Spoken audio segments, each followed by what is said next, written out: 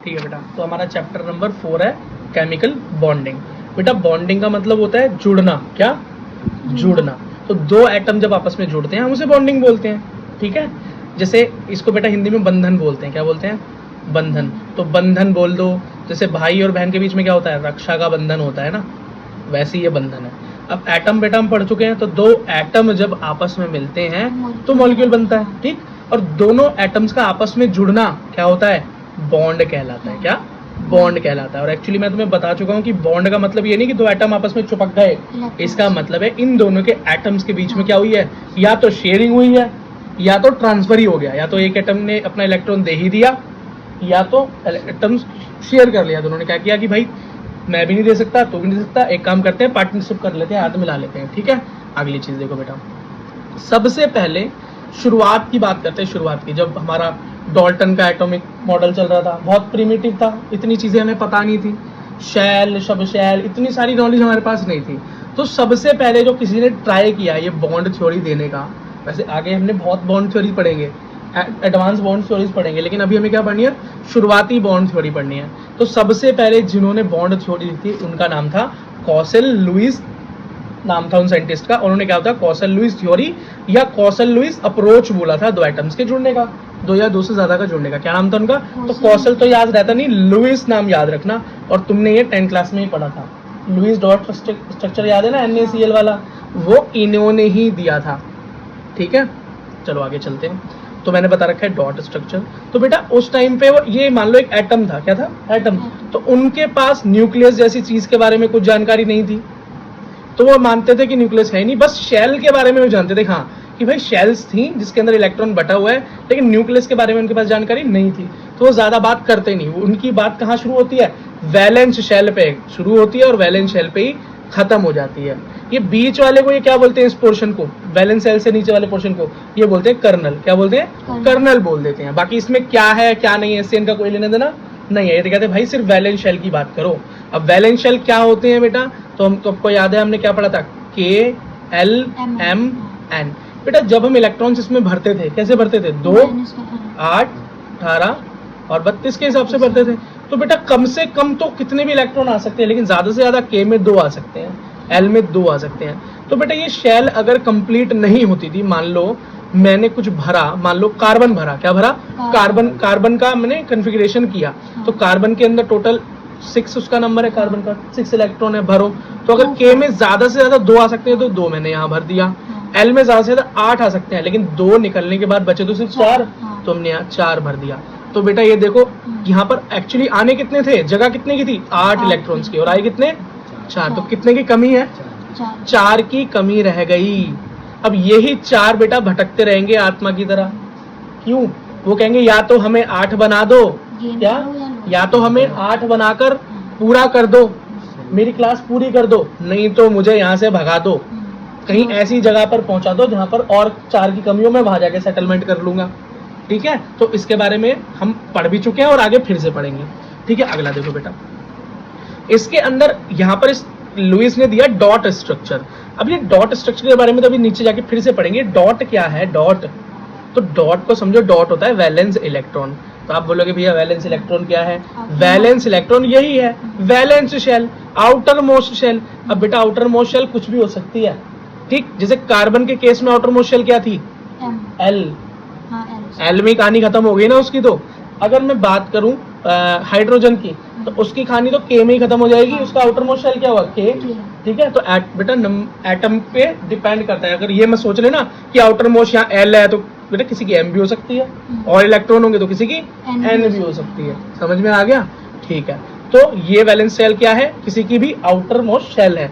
अब कार्बन के केस में ये L होगी और हाइड्रोजन के केस में ये K ही होगी।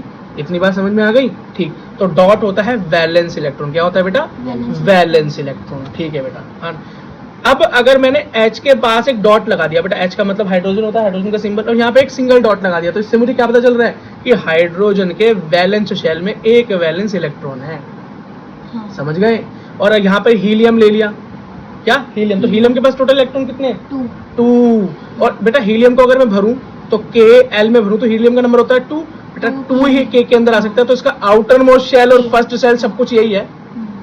है ना। तो इसके बाद मैंने कितने लगा दिए, 2 डॉट्स लगा दिए। बात क्लियर, आगे बढ़ते हैं। ठीक, अब बेटा इस थ्योरी को, ये जो हमारी डॉट थ्योरी है, पॉसल लुईस ने जो थ्योरी दी थी, इसको हम electronic theory of chemical bonding भी बोल देते हैं। क्यों? क्योंकि बेटा इसमें हम सिर्फ और सिर्फ इलेक्ट्रॉन का इन्वॉल्वमेंट ही तो पढ़ते हैं, कि इलेक्ट्रॉन का ही इन्वॉल्वमेंट पढ़ेंगे। इलेक्ट्रॉन शेयर हुआ, इलेक्ट्रॉन दिया गया, लिया गया, सिर्फ इलेक्ट्रॉन की बात हो रही है। जहां इलेक्ट्रॉन की बात होगा क्या है, इलेक्ट्रॉनिक। तो electronic theory of chemical bonding भी यही है, कुछ और मत समझ लेना कोई बोले तो। ठीक, अब बेटा इसी को बोलता है, उन्होंने बोला ऑक्टेट रूल। अब ये ऑक्टेट रूल का मतलब पता है? तो बेटा आपने पढ़ा होगा meth eth prop but pent hex hep oct non dec. तो ऑक्ट का मतलब क्या था कार्बन में, 8 कार्बन की चेन, 8। तो बेटा 8 इलेक्ट्रॉन पूरे करने की जो बात होती है ना, वही होता है ऑक्टेट रूल। अब एक बात तो देखो, कार्बन क्या चाहता था कि मेरे 8 हो जाए, एल में मेरे कितने हो जाए, 8 हो जाए, तो थे 4। और चाहता क्या था कि 8 हो जाए, क्या हो जाए, मेरा ऑक्टेट पूरा हो जाए। क्या हो जाए, मेरा ऑक्टेट पूरा हो जाए। तो कोई बोले ना ऑक्टेट पूरा करो, ऑक्टेट रूल, तो ये चीज अब तुम्हें अजीब नहीं लगनी चाहिए सुनने में, है ना, सुनी सुनी लगनी चाहिए, सुनी सुनी नहीं लगनी चाहिए। बात समझ में आ गई? ठीक है बेटा। अब बेटा ऑक्टेट 2 ही तरीके से पूरा किया जा सकता है। ठीक है, ये चीजें बेटा हम वैसे भी 10th में पढ़ के आए हुए हैं, है ना, और हम उसको कर रहे हैं और शार्प कर रहे हैं, रिवाइज करते हैं, समझो। तो ऑक्टेट पूरा करने के सिर्फ 2 तरीके हमारे पास, या तो हम ट्रांसफर कर दें, इलेक्ट्रॉन दे दें। अगर हमारे पास फालतू है, क्या है हमारे पास, ज्यादा है, तो हम क्या करें, दे दें। अगर हमारे पास कमी है तो किसी से ले लें। और बेटा ऐसी कमी है कि मैं जिससे मिला, जिससे मैं मांगने गया ना इलेक्ट्रॉन, वो भी बेचारा मेरी तरह क्या था, गरीब था। क्या था, वो खुद इधर उधर मांगता हुआ ढूंढ रहा था कि कोई मुझे दे दे। तो मैंने क्या कहा, यार तू भी दुखी और मैं भी दुखी, एक काम करते हैं, दुख बांट लेते हैं। दुख बांटने से कम होता है तो शेयरिंग कर लेते हैं। वो दोनों क्या करते हैं, अपने इलेक्ट्रॉन्स की शेयरिंग कर लेते हैं और काम चला लेते हैं। ठीक, आगे बेटा कुछ एग्जांपल चेक करो, है ना। ये बेटा लुईस डॉट स्ट्रक्चर का समझ लो नंबर 1 एग्जांपल है। 10th क्लास में तुम्हारे पीछे पड़ा था, फिर आ गया, देख लो, और 12th में फिर आ जाएगा तुम्हारे पास। देखो सोडियम क्लोराइड, जिसको हम नमक बोलते हैं, क्या बोलते हैं, नमक बोलते हैं, है ना। अब ये सोडियम और क्लोराइड जब आपस में मिलते हैं ना, तो ऐसे ही नहीं मिलते।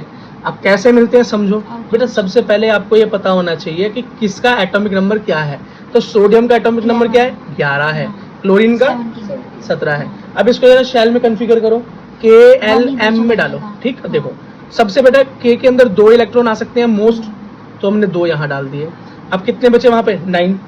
अब L में कितने आ सकते हैं, ज्यादा से ज्यादा 8 आ सकते हैं, डाल दिए।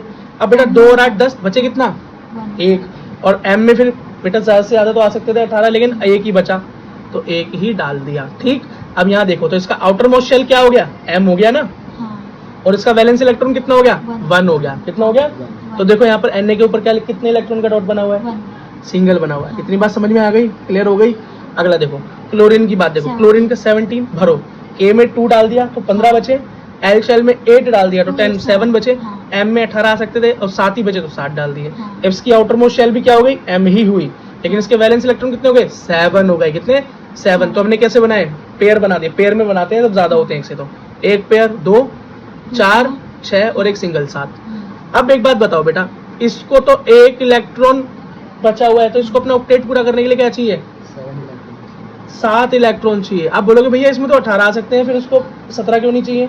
क्योंकि बेटा ऑक्टेट रूल ये बताता है कि कम से कम 8 इलेक्ट्रॉन तो होने ही चाहिए स्टेबिलिटी के लिए। अगर 8 आ जाए हाँ M में भी आगे भी, तो उनका क्या होगा, पेट भर जाएगा और फिर वो आगे ड्रामेबाजी नहीं करेंगे, स्टेबल हो जाएंगे। क्या हो जाएंगे, स्टेबल। तो कम से कम ऑक्टेट तो पूरा कर दो, कम से कम 8 तो दे दो। क्या, कम से कम 8 तो दे दो, बाकी और मिल जाए तो अच्छी बात। ठीक, तो इसे अपना ऑक्टेट पूरा करने के लिए कितने इलेक्ट्रॉन चाहिए, 7 इलेक्ट्रॉन चाहिए। कितने, 7। और इसे अपना ऑक्टेट पूरा करने के लिए 1 इलेक्ट्रॉन चाहिए। अब Na क्या बोलेगा यार, Na बोलेगा मुझे 7 तो कोई देने वाला है नहीं।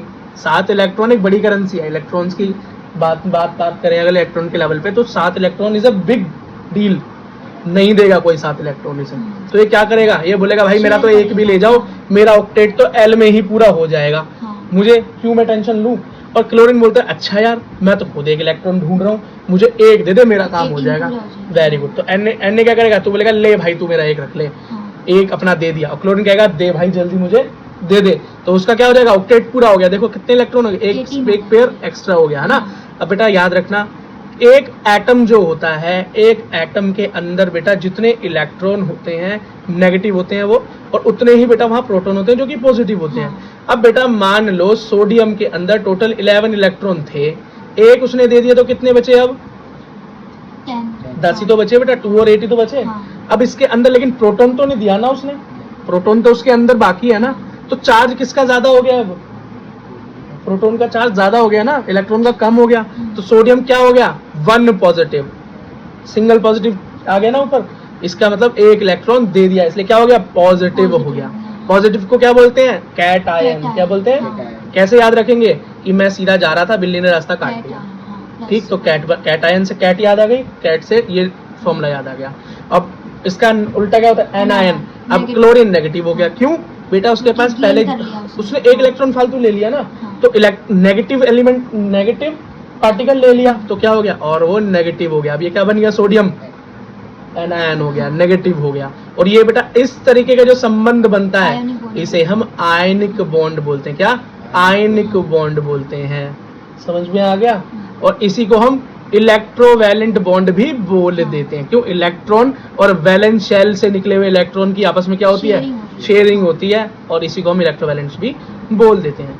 अब बेटा एक नेक्स्ट केस ऐसा होता है कि यहाँ तो हम ये समझ लो कि क्लोरीन क्या था, क्लोरीन और सोडियम के अंदर क्या बात थी भाई? क्लोरीन तो एक भिखारी आदमी था, एक और चाहिए, मांगता फिर रहा इधर उधर।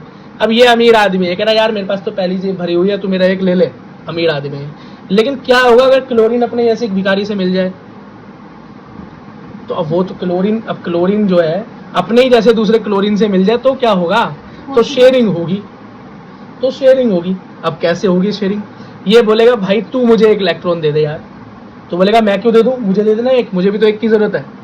तो दोनों क्या करते हैं? प्लान बनाते हैं। पहले तो खूब भीख मांगते हैं, इधर उधर घूमते हैं, और जब कोई नहीं मिलता है एक इलेक्ट्रॉन देने वाला भी, तो ये क्या करते हैं? भाई तू और मैं एक काम करते हैं, तेरा एक और मेरा एक दोनों को मिला देते हैं, शेयर कर लेते हैं, तेरा भी काम हो जाए और मेरा भी काम हो जाए, ठीक। उसको क्या बोलते हैं? Sharing of electron. देखो कैसे की, तो क्लोरीन के पास बेटा आउटर मोस्ट शेल में कितने होते हैं? 7 इलेक्ट्रॉन। तो 7 कैसे बनाओगे? पेयर बनाते हैं, 2 3 4, और कितने बन गए? 6 हो गए, 2 4 6, और एक ये रहा 7th, इसके पास भी 6 7, तो क्या कहता है? ये मेरा तू ले, ये मेरा तू ले, एक मैंने शेयर किया अपने साथ, तो मेरे कितने हो गए? 1 और 1 8 पूरे हो गए।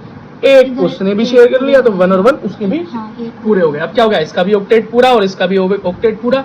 लेकिन कंडीशन यही है कि इन दोनों को अब साथ में रहना पड़ेगा। वहां तो ये हुआ Na और Cl जुड़े, एक दूसरे को देकर काम खत्म हुआ। लेकिन यहाँ पर क्या हुआ? दोनों आपस में इस तरीके से जुड़े कि पूरी तरीके से जुड़ गए, है ना। अब एक दूसरे का काम नहीं चल सकता इनके बिना, तो ये क्या हो गया? Covalent bond. को का मतलब होता है 2, को का मतलब क्या होता है? 2, मतलब जब 2 लोग आपस में जुड़ जाए। वैलेंट मतलब वैलेंस सेल, वैलेंस शेल से निकले हुए इलेक्ट्रॉन जब जुड़ जाए तो कोवैलेंसी या कोवैलेंट बॉन्ड संबंध बन जाता है। बात एकदम बढ़िया हो गई, समझ में आ गई। आगे बढ़ते भाई, ठीक। अब अगर सिंगल इलेक्ट्रॉन की शेयरिंग हो रही है, किसकी? सिंगल इलेक्ट्रॉन की शेयरिंग हो रही है, तो उसको तो नॉर्मल हम कोवैलेंट बॉन्ड बोल दिया। लेकिन अगर डबल इलेक्ट्रॉन शेयर कर रहे हैं हम, तो क्या होगा? जैसे ऑक्सीजन का केस ले लो, O2 मॉलिक्यूल जो होता है, O2 मॉलिक्यूल जो होता है उसके अंदर देखें तो देखो ऑक्सीजन का एटॉमिक नंबर क्या है? 8, K में बांटे 2, L में है 6। इसको कितने इलेक्ट्रॉन चाहिए? 2 चाहिए, तो 2 ढूंढने की कोशिश करेगा, कम चाहिए तो ढूंढने की कोशिश करेगा। अब इसको मिल गया अपने ऐसा दूसरा ऑक्सीजन, वो कह रहा है 2 मुझे दे दे, वो कह रहा है 2 तो मुझे दे दे। तो क्या करते हैं? एक काम करते हैं, क्लोरीन को मैंने कल देखा था आपस में काम चला लिया, तू और मैं भी आपस में काम चला लेते हैं। तो इसको मिलाओ, 1 2 3 4 5 6 6, 2 की कमी थी, 1 2 3 4 5 6, 2 की कमी थी। इसने कहा मेरे 2 तू रख और तू मेरे 2 रख, दोनों शेयर कर लेते हैं। इसने अपना ऑक्टेट पूरा किया और इसने अपना ऑक्टेट पूरा कर लिया। दोनों क्या हो गया? दोनों हैप्पी लिविंग। कैसे रह रहे हैं? हैप्पी लिविंग हो गया, ठीक। अगला देखो, अगर यही बात हो तो इसको हम क्या बोलेंगे? Double covalent bond. क्यों? 2 इलेक्ट्रॉन शेयर हो रहे हैं, बस इतनी सी बात है। और 3 हो जाए तो ट्रिपल कोवैलेंट बॉन्ड बोलेंगे। या कहाँ देखने को मिलेगा? हमें सोडियम के केस में, सॉरी नाइट्रोजन के केस में देखने को मिलेगा। किसमें? नाइट्रोजन के केस में देखने को मिलेगा, ठीक है। नाइट्रोजन का नंबर कितना होता है? 7, 2 और 5। इसको पूरा करने के लिए कितने चाहिए? 3 इलेक्ट्रॉन। कितने? 3 इलेक्ट्रॉन चाहिए। अब इसको अपनी तरह सोडियम मिल गया। इन्होंने भी ऑक्सीजन और क्लोरीन की कहानी सुनी हुई थी, दोनों काफी इंस्पायर हो चुके थे इन दोनों की कहानी को सुन के। मोटिवेशन में इन्होंने क्या किया? आओ हम दोनों भी मिल जाते हैं। तो लास्ट देखो 1 2 2 1 2 3 तीनों 2 3 और 2 5 हो गए, तो 5 इसके 5 इसके, इसने कहा 3 तू मेरे रख और 3 वो कहता तू मेरे रख, शेयर कर ले, है ना, उधार, और दोनों ने अपना काम चला लिया। इसे पार्टनरशिप भी कह सकते हो। समझ में आ गया बेटा? समझ में आ गया? ठीक है बेटा, लेकिन एक चीज याद रखना, हाइड्रोजन एक स्पेशल केस है। क्या? हाइड्रोजन एक स्पेशल। क्यों है भाई हाइड्रोजन एक स्पेशल केस?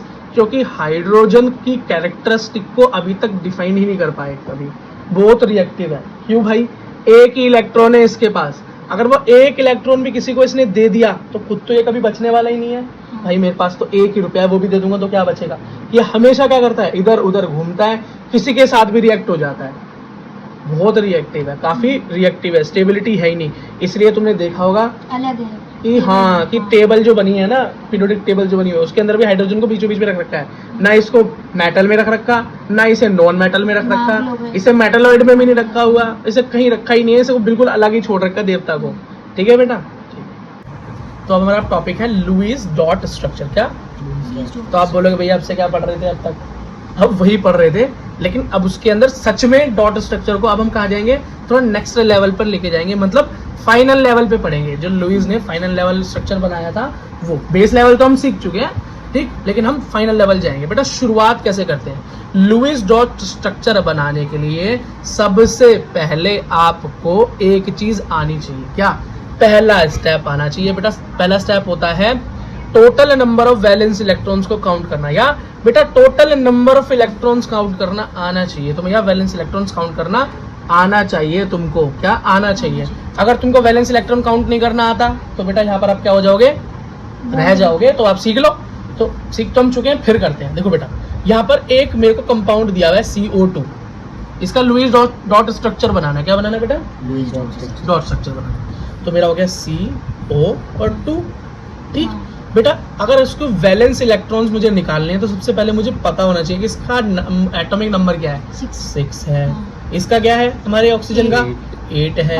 अब इसको KLM में कैसे भरेंगे, 2 और 4 और काम खत्म। यहाँ 2 और 4 6 पूरे हो गए।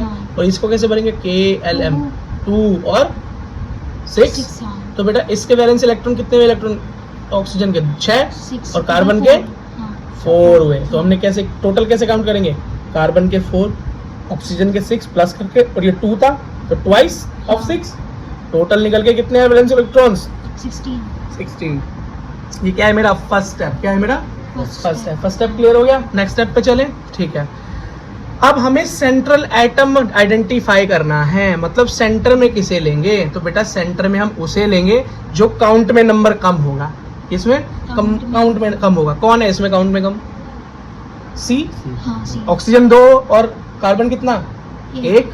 बड़ी नाइंसाफी है, इसको घेर के मार रहे हैं दोनों ऑक्सीजन। तो ये ऐसे समझ लेना, तो याद आ जाएगा कि कार्बन कहाँ आएगा, हमेशा बीच में आएगा, मिडल में आएगा, ठीक। और बेटा इसको और जरा बात समझें तो ऐसा बोलते हैं कि जो ज्यादा इलेक्ट्रोनेगेटिव होता है, जो कम इलेक्ट्रोनेगेटिव होता है वो बीच में आता है।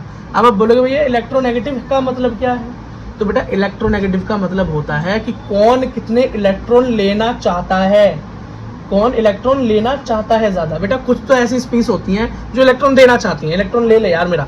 जैसे अभी पढ़ के आए थे हम, सोडियम क्या है, सोडियम 11। बेटा इसको जरा फिल करो तो 2 8 और 1 आता है, 2 8 और 1 आता है। बेटा इसके पास तो एक ही इलेक्ट्रॉन है वैलेंस में, क्या ये इलेक्ट्रॉन और लेना चाहेगा, क्या ये 7 इलेक्ट्रॉन लेना चाहेगा, या इस एक को भी देना चाहेगा, ये कहेगा भैया मेरा तो एक भी ले ले तू, मेरे को नहीं चाहिए टेंशन, मेरे तो 8 पूरे हो रहे हैं, ऑक्टेट पूरा हो रहा है, मुझे जरूरत नहीं है। तो ये कैसा बंदा है, ये इलेक्ट्रोनेगेटिव है नहीं, ये लालची है। तो हम ये कैसे कहते हैं, इलेक्ट्रोनेगेटिव कौन से एलिमेंट है, जो लालची एलिमेंट होते हैं। जो किसके लालची हैं, इलेक्ट्रॉन के लालची है। क्या है, इलेक्ट्रॉन के क्या है, लालची हैं, बहुत लालच है उनके अंदर। वो क्या कहते हैं, इलेक्ट्रॉन ले ले जल्दी से, किसी से भी धोखे से कैसे भी ले ले। और सोडियम क्या कहता है, भैया चाहिए ही नहीं, तू मेरा भी ले जा, हटा। वो कैसा है, संत महात्मा आदमी। समझ में आ गया। तो इलेक्ट्रोनेगेटिव कौन है, लालची बंदे। तो बेटा एक बात बताओ, ये जो कार्बन है मेरा और ऑक्सीजन है, कैसे पता चलेगा इसमें ज्यादा इलेक्ट्रोनेगेटिव कौन है, जिसे इलेक्ट्रॉन की ज्यादा जरूरत होगी। कैसे पता चलेगा, कॉन्फ़िगरेशन करके देख लो। जब कार्बन की तो निकल के आया, कार्बन की तो निकल के आया 2 और 4, और ऑक्सीजन की निकल के आया तो क्या रहेगी 2 और 6। अब एक बात बताओ, किसको इलेक्ट्रॉन की ज्यादा जरूरत है इस टाइम? बेटा जरूरत तो वैसे कार्बन को है, कार्बन को 4 चाहिए, लेकिन ऑक्सीजन को सिर्फ 2 चाहिए। लेकिन एक बात बताओ, जिसके पास 4 है तो वो तो वैसे ही कम उम्मीद में है, वो तो कह रहा भाई मेरे को तो वैसे भी ऑक्टेट पूरा करने के लिए 8 इलेक्ट्रॉन की जरूरत है। कितनी? मतलब टोटल 8 चाहिए, तो मतलब 4 की कमी है। अब 4 मुझे कौन देगा? लेकिन ऑक्सीजन को उम्मीद है यार 2 ही तो कम है, 2 तो कोई ना कोई दे ही देगा। तो ज्यादा लालच कौन किसके पास है इस टाइम? ऑक्सीजन के पास ज्यादा लालच है बेटा। ऑक्सीजन को थोड़े से चाहिए यार, ऐसा नहीं होता अरे बस अब तो काम होने वाला है, थोड़ा सा काम रहता है तो अब क्या हो जाता है, उसके लिए लालची हो जाते हो, चल थोड़ी देर और, चल थोड़ी देर और। तो ऑक्सीजन का इस टाइम लालची और कार्बन का इस टाइम स्टेबल है। जिसके पास कम हो, मतलब स्टेबल से मेरा मतलब है कि भैया मुझे तो उम्मीद ही कम है। अब एक बच्चा नहीं होता कि भैया मेरे को तो 98 स्कोर मारना है, 100 स्कोर मारना है, और एक पता क्या होता है, अरे भैया मेरे तो 33 ही आ जाए बहुत है, मुझे तो उतनी उम्मीद है बस अपने से। समझ में आ गया? तो लालची कौन है यहाँ पे? ऑक्सीजन। समझ में आ गया? तो मोर इलेक्ट्रोनेगेटिव कौन है? ऑक्सीजन। और लेस इलेक्ट्रोनेगेटिव कौन है? कार्बन। तो इसलिए कार्बन सेंटर में है, क्योंकि लुई ने बोला था जो कम इलेक्ट्रोनेगेटिव हो उसे बीच में रख देना, ठीक? और नहीं तो नॉर्मल फॉर्मूला ये है, जो काउंटिंग में कम हो उसे बीच में रख देना, बस सीधा सा ये तरीका है। लेकिन अब मैं तुमको इन डीप ले गया हूँ ना, डेप्थ में ले गया, तो तुम्हारा दोनों तरीके से क्या हो गया, कॉन्सेप्ट एकदम बढ़िया हो गया। अगला भूलोगे नहीं कभी। अगला देखो, अब हम ये देखते हैं assign remaining number of electron. अब ये देखो भैया, जब हमने इनको जोड़ा है, जिन जिन एलिमेंट्स को हम जोड़ रहे हैं उनके अंदर किस किस के अंदर लोन पेयर हैं, कितने लोन पेयर? आप बोलोगे भैया ये लोन पेयर क्या है? बेटा लोन पेयर का मतलब होता है जो इलेक्ट्रॉन पार्टिसिपेट नहीं करते बॉन्डिंग में, जो बॉन्ड नहीं बनाते, वो इलेक्ट्रॉन जो बॉन्ड नहीं बनाते वो मेरे क्या है? लोन पेयर है। क्या मेरे? तो इसका एक बेटा अगला भी एक नाम होता है। आप बोलोगे भैया जो इलेक्ट्रॉन बॉन्ड बना लेते हैं फिर उन्हें क्या बोलते होंगे? तो उन्हें हम बोलते हैं बॉन्ड पेयर। क्या बोलते हैं? Bond pair. आसान है, इजी है ना? जैसा नाम वैसे काम हो रहा है तो इजी हो गया ना? ठीक है। अब बेटा काउंट कैसे करेंगे कि कितने लोन पेयर हैं और कितने बॉन्ड पेयर हैं, ये पता कैसे चलेगा? तो कैसे पता चलेगा भैया? स्ट्रक्चर बनाकर देख लो। क्या? स्ट्रक्चर बनाकर देख लिया हमने कार्बन का और उसका स्ट्रक्चर बनाकर देख लिया। मुझे पता है भाई ऑक्सीजन जो है ना, ऑक्सीजन के पास आउटर मोस्ट शेल में 6 इलेक्ट्रॉन्स हैं। कितने हैं? 6 इलेक्ट्रॉन्स हैं। चाहिए उसे कितने? 2। कितने चाहिए? 2। और कार्बन के पास लास्ट आउटर शेल में कितने हैं? 4। और चाहिए 4। हाँ ठीक है। तो बेटा हमने क्या किया, देखो कार्बन बनाया चित्र, एक नॉर्मल चित्र जो हम सीख के आए थे वो क्या था? देखो ये था कार्बन, 2 इलेक्ट्रॉन, इधर 2 इलेक्ट्रॉन, टोटल 4 हो गए आउटर शेल में। यहाँ ऑक्सीजन के 2 इधर, 2 इधर, 1 2 3 4 और 2 इधर 6, और ऑक्सीजन के इधर 1 2 3 4 5 6। अब क्या होगा? ऐसे करके देखो 1 2 3 4 5 6, 2 चाहिए, ये ले लिए 2, काम हो गया। अब ये क्या करेगा? 1 2 3 4 5 6, ये ले लिए 2, हो गया। और अब कार्बन क्या करेगा? अच्छा 1 2 3 4, अब ये क्या करेगा? अच्छा बेटा अपने भी इधर ले आओ। तो हमने ये नीचे गलत बना दिया, यहाँ बनाना था, तो ये कहेगा इसके भी यहाँ बना दो, इसे हटाओ। ये क्या कार्बन क्या करेगा? ले 2 तेरे भी और 2 मेरे भी पूरे कर। ये हमने क्या बनाया? स्ट्रक्चर जो हम 10th में सीख के आए थे, है ना? लेकिन बेटा एक्चुअली में ऐसा होता है, वो जब उसको माइक्रोस्कोपिक लेवल पे देखते हैं, 11th के लेवल पे देखते हैं तो ऐसा बनता है, मतलब बॉन्ड दिखाना पड़ता है बनता हुआ, ठीक? तो हमने यहाँ कैसे बॉन्ड बनाया? देखो एक बॉन्ड पे 2 इलेक्ट्रॉन है, कितने हैं? एक इस एंड पे और एक इस एंड पे, तो टोटल कितने हो गए कार्बन के? 4। तो ये 4 जो मैंने यहाँ बनाए वो मैंने ऐसे बना दिया, कोई दिक्कत तो नहीं है, ठीक है ना? और ऑक्सीजन के 1 2 3 4 5 6 और 1 7 और 1 8 पूरे हो गए। 1 2 3 4 5 6 1 7 और 1 8। तो बॉन्ड जो बनाए वो बेटा कार्बन के लिए भी बनाए तो ऑक्सीजन के लिए भी बनाए। अगर मैं स्ट्रक्चर बना के दिखाऊं तो ऐसा बन गया ना, और इसको कवर करके दिखाऊं तो ऐसा बन गया ना। समझ में आया? समझ में आ गया? समझ गया? नहीं आया? नहीं आया? ठीक बेटा, ओके। तो बेटा ये ऐसा ही था जैसे हमने बनाया था कार्बन में 2 इलेक्ट्रॉन। अगर मैं इन दोनों के बीच में एक बॉन्ड लाइन बना दूं और उसे घुमा दूं तो बेटा ये ऐसा का ऐसा ही स्ट्रक्चर तैयार होगा जो मैं आपको नीचे दिखा। ठीक है, अगला देखो। अब convert lone pair into double and triple bond. ठीक बेटा, यही तो मैंने बनाकर दिखाया। तो जो पेयर थे उनको मैंने बॉन्ड में कन्वर्ट किया। इसमें बॉन्ड में कन्वर्ट किया। यहाँ मैं कोई बॉन्ड तो बनाता नहीं था, लाइन बनाता नहीं था, यहाँ मैंने बॉन्ड बनाया। और जब सिंगल लाइन खींची जाती है इसे मैं सिंगल बॉन्ड बोलता हूँ। कार्बन में हम पढ़ के आए हैं, जब सिंगल लाइन होती है क्या बोलते हैं? Single bond. और डबल इलेक्ट्रॉन शेयर हो रहे होते तो डबल बॉन्ड, और 3 होते तो ट्रिपल बॉन्ड हो जाता। ठीक, इतनी सी बात समझ में आ गई। अच्छा, अगला देखो भाई। देखो अब मैंने यहाँ पे ऑक्सीजन का एग्जांपल लिया, O2। ठीक है, CO2। तो यहाँ पर क्या हुआ देखो, डबल इलेक्ट्रॉन। अब यहाँ पर एक्चुअली जो मैंने नीचे स्ट्रक्चर बनाया था कंफ्यूजिंग था, अब मैंने क्या किया, ठीक है भैया इसके 2 पेयर ऊपर उठाकर ले आता हूँ, अब समझ में आ जाएगा। अब तो आपके लुईस डॉट स्ट्रक्चर जैसा दिखाई दे रहा है ये, अब तो कोई दिक्कत नहीं है। देखो 1 2 3 4 4 इलेक्ट्रॉन कार्बन के, हाँ, ठीक, 1 2 3 4 5 6 6 ऑक्सीजन के, 1 2 3 4 5 6 6 ऑक्सीजन के। इस वाले ऑक्सीजन को 2 चाहिए तो इसने कार्बन के 2 एटम से क्या किया, शेयरिंग कर लिया। और इस वाले ने पूरा करना था अपना ऑक्टेट ऑक्सीजन को, तो उसने क्या किया, इस वाले से पूरा कर लिया, ठीक। और कार्बन ने क्या किया, 1 2 3 4 5 6 7 8, लो जी इस पूरे को इसने अपने कब्जे में ले लिया। समझ में आ गया, ठीक है, कोई दिक्कत, ठीक है भाई, तुमको समझ में हमारा टॉपिक है अभी फॉर्मल चार्ज। ये फॉर्मल चार्ज होता क्या है बेटा, चार्ज ऑन आयंस या charge on atom in a molecule. मतलब बेटा ये समझ लो एक मॉलिक्यूल है, ये आप मान लो CO2 एक मॉलिक्यूल है, ठीक। तो इसमें कौन कौन से एटम्स हैं, C प्लस O2, यही तो है। तो बेटा इस पर कितना चार्ज होगा, पॉजिटिव होगा कि नेगेटिव होगा, ऑक्सीजन पर कितना चार्ज होगा, पॉजिटिव होगा कि नेगेटिव होगा, इसी को फाइंड करना, इसी को निकालना, जानना, यही बेटा फॉर्मल चार्ज कहलाता है। और आपका एम्पेरिकल फॉर्मूला बेटा आपका लुईस डॉट स्ट्रक्चर जब ही कंप्लीट होता है जब बेटा आप उसका ओवरऑल फॉर्मल चार्ज भी उसके साथ में लिखते हो, तो हमें उसको निकालना आना चाहिए और ये इंपॉर्टेंट भी है, ठीक है, सीखते हैं। बेटा फॉर्मल चार्ज फाउंड करने का बेटा फॉर्मूला है FC मतलब फॉर्मल चार्ज, वैलेंस इलेक्ट्रॉन जो आउटर मोस्ट शेल के इलेक्ट्रॉन होते हैं, माइनस नॉन बॉन्डिंग इलेक्ट्रॉन्स यानी वो इलेक्ट्रॉन जो बॉन्डिंग में पार्टिसिपेट नहीं करते, हम इन्हें लोन पेयर भी बोलते हैं, -1/2 नंबर ऑफ बॉन्डिंग इलेक्ट्रॉन्स, ऐसे इलेक्ट्रॉन जो बॉन्डिंग में पार्टिसिपेट करते हैं, हम इन्हें बॉन्ड पेयर भी बोलते हैं, ठीक है बेटा। एग्जाम्पल देखो, एग्जाम्पल हमने लिया ओजोन का, O3 मॉलिक्यूल का, ठीक बेटा, इसका लुईस डॉट स्ट्रक्चर बना लिया, जिसे नहीं बनाना आता पुरानी वीडियो देख लें।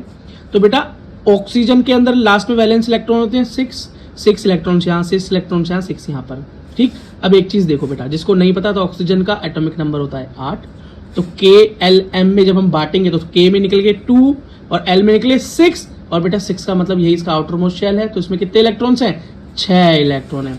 तो बेटा 6 वैलेंस इलेक्ट्रॉन बना दिए, 1 2 3 4 5 6, 1 2 3 4 5 6, 1 2 3 4 5 और 6, ठीक। अब बेटा ऑक्सीजन को अपना ऑक्टेन पूरा करने के लिए, अपना ऑक्टेट पूरा करने के लिए, अपने 8 इलेक्ट्रॉन पूरे करने के लिए कितने की रिक्वायरमेंट है, 2 की रिक्वायरमेंट है। तो यहाँ पर क्या होगी, शेयरिंग होगी, क्या होगी बेटा, शेयरिंग होगी। तो 1 2 3 4 5 6 है बेटा, इस वाले ऑक्सीजन के 2 इलेक्ट्रॉन क्या हो गए, इससे शेयर हो गए, तो इसके उसका ऑक्टेन पूरा हो गया है ना, 6 इलेक्ट्रॉन ये 2 ये पूरे हो गए 8। अब बेटा इसी तरीके से इसके भी तो पूरे हो गए बीच वाले के, लेकिन अब क्या रह गए, लास्ट वाले के पूरे तो हो नहीं पा रहे, तो इसको इसके साथ वो अपना एक लोन पेयर शेयर करेगा, एक सिंगल क्या बनाएगा, बॉन्ड बनाएगा, ठीक। और लुईस डॉट स्ट्रक्चर के बारे में और जानना है तो बेटा आप और एक्सप्लोर कीजिए पीछे वीडियोस को। अब मैंने बेटा पहले वाले मॉलिक्यूल को, ऑक्सीजन को 1 नंबर, दूसरे को 2 नंबर, मॉलिक्यूल मतलब हमारा एटम, ये टोटल एक मॉलिक्यूल है। अब इस वाले ऑक्सीजन को फर्स्ट को फर्स्ट, सेकंड को सेकंड, उसको 3rd नंबर दे दिया, क्यों, ताकि बेटा कंफ्यूजन ना हो।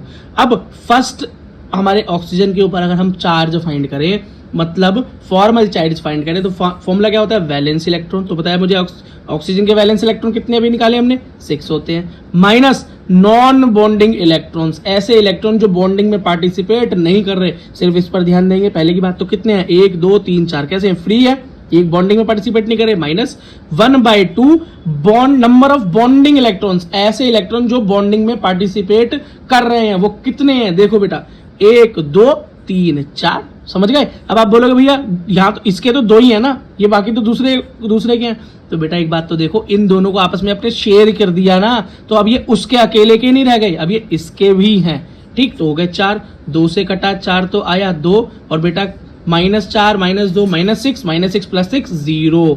तो बेटा पहले वाले ऑक्सीजन पे हमारे क्या निकला, हमारा फॉर्मल चार्ज 0। अगला निकालो बेटा, सेकंड वाला अगर आप फाइंड आउट करोगे तो कैसे फाइंड आउट करोगे, अब सेकंड वाले को फाइंड आउट करने का तरीका मैं बता देता हूँ बेटा। दूसरा मैंने फाइंड आउट किया हुआ है यहाँ पर, ये रहा 6 माइनस, मतलब 6 तो बेटा है ही उनका number of valence, minus second वाले की जब हम बात करते हैं तो इसके ऊपर बेटा कितना नंबर ऑफ इलेक्ट्रॉन्स, मतलब नंबर ऑफ लोन पेयर, वो जो बॉन्डिंग में पार्टिसिपेट नहीं कर रहे, वो 2 है, क्या है, 2 है, ठीक, क्योंकि इसके साथ तो सिर्फ अपने एक सिंगल लोन पेयर शेयर कर रहा है, ठीक। तो ये 2, और माइनस में क्या, माइनस में बेटा मैं आपको बता रहा हूं क्या है ना, माइनस में होता है बेटा हमारा number of bonding electron, number of bonding electron. तो यहाँ पर हम क्या कहेंगे 1/2 मल्टीप्लाई किसके कितने इलेक्ट्रॉन बॉन्डिंग में जा रहे हैं इसके 1 2 3 4 और एक सिंगल, कितने हो गए 5 और एक 6, 1 2 3 4 5 और एक 6, सिंगल बॉन्ड यहाँ भी है ना एक, ठीक है, कितने हो गए 6। देखो ये स्ट्रक्चर बना रखा है मैंने, है ना, ये बेटा एक्सप्लेन करूंगा भी ये फॉर्मूला कैसे बनाया, अभी इसको भी देखना, ठीक। तो अब मल्टीप्लाई क्योंकि 6 तो इससे कटेगा तो हो जाएगा 3, और बेटा वो बाकी मैंने क्या निकाला था वैलेंस इलेक्ट्रॉन 6 माइनस हमारे नॉन बॉन्डिंग इलेक्ट्रॉन 2 और हो गया -3। तो बेटा मेरा ये आंसर निकल जाएगा 4 - 3 बराबर -1, ठीक है। अब बेटा फाइनल वाला मतलब ये थर्ड वाला निकालो, थर्ड वाला आप खुद निकालोगे तो number of valence electron 6 minus number of electron जो कि बॉन्डिंग में पार्टिसिपेट नहीं कर रहे 1 2 3 4 5 और बोलो 5 और एक 6 इलेक्ट्रॉन पार्टिसिपेट नहीं कर रहे, और माइनस कितने कर रहे हैं पार्टिसिपेट, कितने कर रहे हैं बेटा पार्टिसिपेट 1 और 2 दो ही तो पार्टिसिपेट कर रहे हैं। तो बेटा जब 2 पार्टिसिपेट कर रहे हैं तो 1/2 मल्टीप्लाई 2 से 2 कैंसिल हो गया, ओनली 1। बात समझ में आ गई। तो बेटा यहाँ पर मेरा आंसर क्या आएगा 6 - 6 - 1, और इसका आंसर आया बेटा 6 - 7 -1। बात समझ में आ गई बेटा, -1, ठीक है। अच्छा अब बेटा आगे निकालो।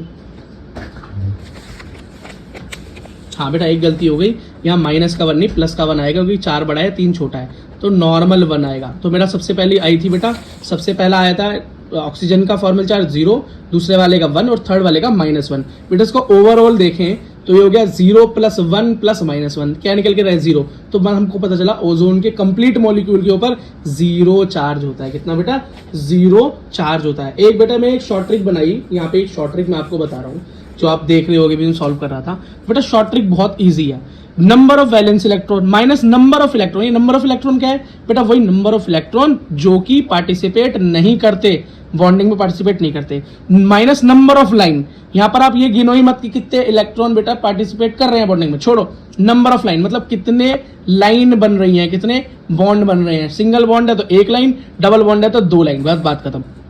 पहले वाले को देखो यहाँ पे valence electron 6 minus number of electron जो पार्टिसिपेट नहीं कर रहे 1 2 3 4 तो -4 माइनस नंबर ऑफ लाइन कितनी है 1 और 2, बात खत्म 2। और बेटा आंसर निकल के गया 0, सेम वही निकल के आया था हमारे नॉर्मल फॉर्मूले से भी, बस वहां पर क्या था 1/2 इंटू बॉन्डिंग इलेक्ट्रॉन्स। अगला देखो सेकंड वाले में बेटा वैलेंस हमारे वैलेंस इलेक्ट्रॉन 6 ही रहेंगे, ऑक्सीजन है माइनस कितने इलेक्ट्रॉन्स है यहाँ पर जो कि बॉन्डिंग नहीं कर रहे 2, माइनस कितनी बेटा लाइनें हैं तो 1 2 3 लाइनें जा रही हैं इससे तो 3 करा तो आया 1। और बेटा लास्ट इलेक्ट्रॉन थर्ड देखेंगे, इलेक्ट्रॉन बोल रहे हूँ ऑक्सीजन को देखेंगे, लास्ट हमारे एलिमेंट को देखेंगे तो ऑक्सीजन की वैलेंसी 6 माइनस कितने इलेक्ट्रॉन इसके फ्री हैं जो बॉन्डिंग नहीं कर रहे 1 2 3 4 5 6 और माइनस बेटा 1 क्या है यहाँ पर कितनी लाइनें हैं तो 1 लाइन है, क्या निकल गया 6 - 7 -1।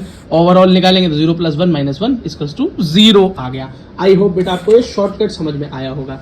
बेटा शॉर्टकट तो कुछ नहीं है, बस 1/2 को पहले ही काट दिया है मैंने नंबर ऑफ लाइन की वजह से। एक एग्जांपल और करते हैं बेटा CO2 का, किसका CO2 का निकालते हैं जरा, CO2 के अंदर फॉर्मल चार्ज फाइंड आउट करते हैं। तो बेटा CO2 का मैंने बना लिया, कार्बन ऑक्सीजन के 2 मॉलिक्यूल वो 2 एटम्स आपस में जुड़ रहे हैं, ठीक। अब कैसे जुड़ रहे हैं भाई, कार्बन के पास कितने वैलेंस इलेक्ट्रॉन होते हैं 4 1 2 3 4, ऑक्सीजन पे कितने होते हैं 6, कितने होते हैं 6 क्योंकि ऑक्सीजन का बेटा नंबर क्या होता है 8 होता है, K एलिमेंट में वो तो सेम वही कहानी, ठीक। तो 6 1 2 3 4 5 6 1 2 3 4 5 6, ठीक है। अब इसको अपने ऑक्सीजन को अपने ऑक्टेव पूरा करने के लिए, ऑक्टेन पूरा करने के लिए 2 चाहिए तो इसने कार्बन के 2 शेयर कर लिए, इसको भी 2 चाहिए 2 इसने कार्बन के शेयर कर लिए, इससे क्या हो गया बेटा इसका ऑक्टेन पूरा हो गया। इस तरीके से बेटा ये अब पढ़ लेना लुईस डॉट स्ट्रक्चर के बारे में, मैंने आपको समझा दिया वैसे। अब हमको कार्बन का फाइंड करना है, कोई बोलेगा बेटा कार्बन का फॉर्मल चार्ज फाइंड करके दिखाओ, कर लेंगे जी। हमें पता है फॉर्मल चार्ज का फॉर्मूला होता है valence electron minus non bonding electron, वो इलेक्ट्रॉन जो पार्टिसिपेट ना करे lone pair, minus 1/2 number of bonding electron, वो इलेक्ट्रॉन जो कि बेटा बॉन्डिंग में पार्टिसिपेट करे, ठीक। और मेरा तरीका क्या है कि मैं यहाँ पर क्या कहता हूँ 1/2 भी नहीं लिखता और नंबर ऑफ बॉन्डिंग इलेक्ट्रॉन भी लिखता हूँ माइनस नंबर ऑफ लाइन। बेटा वो करोगे तभी भी वही आंसर आएगा, अगर वो शॉर्टकट फाइंड आउट करोगे तो भी वही आंसर आएगा। तो वैलेंस इलेक्ट्रॉन कितने होते हैं कार्बन के 4, माइनस वैसे इलेक्ट्रॉन कितने हैं जो कि बॉन्डिंग में पार्टिसिपेट नहीं कर रहे तो 1 भी नहीं है, सारे कर रहे हैं तो हो गया 0, माइनस 1/2 कितने इलेक्ट्रॉन इसके बॉन्डिंग में पार्टिसिपेट कर रहे हैं ये, तो 1 2 3 4 और 5 6 7 और 8। और वही बात की बेटा 4 ही क्यों नहीं लिए, ये क्यों लिए, क्योंकि अब ये इसके नहीं रह गए, ऑक्सीजन के नहीं रह गए, इसके साथ शेयर करने के बाद अब ये कार्बन के भी हो गए हैं। तो क्या हो गया, 2 से गया 4, 2 से गया 8, 4 पे 4 - 4 0। क्या है कार्बन पर फॉर्मल चार्ज, 0 है। अब कोई बोले इस ऑक्सीजन का फॉर्मल चार्ज निकाल के दिखाओ, और बेटा इसका निकालूंगा तो उसका भी सेम होगा, कोई डिफरेंस नहीं है, दोनों में वही डबल बॉन्ड बन रहा है। तो ऑक्सीजन का निकाल के देख लेते हैं। तो बेटा ऑक्सीजन की वैलेंस इलेक्ट्रॉन कितने होते हैं, 6 माइनस इसके कितने इलेक्ट्रॉन बेटा फालतू हैं, मतलब जो कि नहीं कर रहे हैं बॉन्डिंग, वैलेंस बड़े, वो लोन पेयर बड़े हुए, कितने हैं 1 2 3 और 4, तो -4 -1/2 जो बॉन्डिंग में कितने हैं 1 2 3 और 4, तो 4 तो 2 से 2 कट गया, 4 से कट गया 2 पे, ये आया 6 - 4 - 2, ये आया 6 - 6, ये आया 0। तो इसका भी कितना है फॉर्मल चार्ज, 0 है बेटे, है ना। और ट्रिक की बात करें तो बेटा ट्रिक तो वही थी, नंबर ऑफ लाइन गिन लेना बस लास्ट की जगह। तो क्या हो गया 6 valence electron minus number of electron जो कि फ्री है 1 2 3 4, और नंबर ऑफ लाइन कितनी 1 और 2, सीधा 2, ये आ जाएगा आपका। आपको ये स्टेप भी फॉलो नहीं करना पड़ेगा, पहले ये आ जाएगा और आंसर आपका ये का ये आएगा, मैंने यहाँ पर लिख दिया है। ठीक है बेटा, आई होप आपको बेटा फॉर्मल चार्ज निकालना अब आ जाएगा, कोई दिक्कत नहीं। एक चीज और, ये फॉर्मल चार्ज की जरूरत क्यों होती है, क्या फॉर्मल चार्ज निकालने की जरूरत ही क्यों है, हमारी बच्चों की इतनी मुसीबत बढ़ाई क्यों रहे हो, क्यों इस फॉर्मूले को घुसेड़ रहे हो, नॉर्मल डॉट स्ट्रक्चर बनाते रहते, खुशी खुशी जीवन कट रहा था, ये बनाया है क्यों। तो बेटा ऐसा है कि generally lowest energy structure is one with the smallest formal energy, इसने बोला फॉर्मल एनर्जी हमें, फॉर्मल चार्ज हमें ये बताता है कि किस स्ट्रक्चर की एनर्जी सबसे कम है, क्या है सबसे कम है। इसका मतलब क्या हुआ, अब भी समझ में नहीं आया भाई, इसका मतलब ये हुआ भाई कि कुछ ऐसे भी मॉलिक्यूल होते हैं जिनके स्ट्रक्चर भले अलग अलग तरीके से ही बनाए जा सकते हैं, जैसे कि CO3, क्या है ये, ओजोन, नहीं CO3 ओजोन नहीं है भाई, ये अब CO वो हमारा क्या O3 होता है। अब बेटा अगर CO3 को जोड़ दूं मैं, कार्बन और 3 ऑक्सीजन को जोड़ दूं, तो उसको 3 तरीके से जोड़ सकता हूं मैं, यहाँ देखो 3 तरीके से। अगर बेटा मैं कार्बन और 3 ऑक्सीजन को जोड़ूंगा तो 3 तरीके से जोड़ सकता है। एक बेटा डबल बॉन्ड इधर बना दूं तो भी काम हो जाए, इधर बना दूं एक ऑक्सीजन के साथ तभी भी काम हो जाएगा, और इधर बना दूंगा ऑक्सीजन के साथ तभी भी मेरा काम हो जाएगा। तो इसका क्या मतलब है, तीनों एक ही स्ट्रक्चर है, बस बनाए अलग अलग तरीके से जा सकते हैं।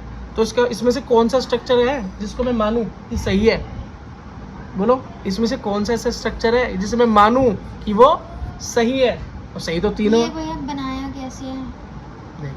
अब बेटा लुई स्ट्रक्चर की कुछ कमियां भी थी, लिमिटेशन ऑफ ऑक्टेट रूल पूछे जाते हैं, लिखने को भी आता है क्या भाई, इनकम्प्लीट ऑक्टेट। इसका मतलब क्या है कि कई बार हम ऐसे सेंट्रल एटम्स भी देखते थे, बड़े एटम्स, जिनका हमारा सेंट्रल एटम क्या रह जाता था, एम्प्टी रह जाता था, अकेला रह जाता था, खाली रह जाता था। बेटा इस तरह के स्ट्रक्चर कहाँ दिखाई देंगे, लिथियम क्लोराइड का जब हम स्ट्रक्चर बनाएंगे, क्या लिथियम क्लोराइड का स्ट्रक्चर बनाएंगे, तो इसका ये कह रहा है भैया कि कई बार एक एटम का तो ऑक्टेट पूरा हो जाता है, दूसरे का ऑक्टेट पूरा होता ही नहीं। अब बोलो भैया एग्जांपल दे के दिखाओ, ये आपके एनसीईआरटी के एग्जांपल है, मैं बता रहा हूँ। जब लिथियम क्लोराइड को मिलाया तो लिथियम और क्लोराइड आपस में मिले, या क्लोरीन जो होता है उसका 17 होता है एलिमेंट नंबर, इसके वैलेंस शेल 7 हो गए, लिथियम का नंबर 3 होता है, इसके वैलेंस शेल कितने हो गए 1, कैसे भरेंगे 2 और 1, तो 1 हुआ,